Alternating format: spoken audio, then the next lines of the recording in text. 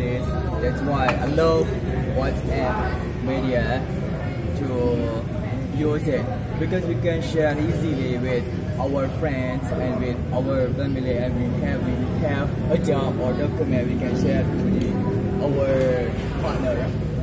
So that's why I love WhatsApp media, because many people use it and that's easy to understand the other people.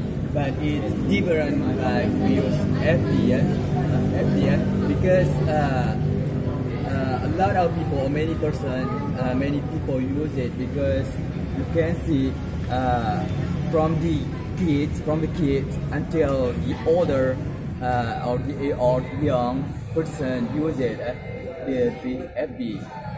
But to get some information, I also use the Telegram, because my friend told me that a lot of information we can get from the Telegram.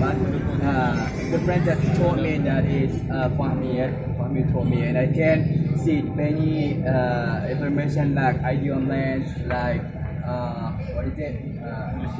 English channel, and also we can get the information about our religion also. And what else? But the other media that I ever use, that is Skype, because last year I have a friend from the other country, and I also ever speak with him, but just 2 weeks with it's fine. That's it, because I just use WhatsApp daily life. Any question?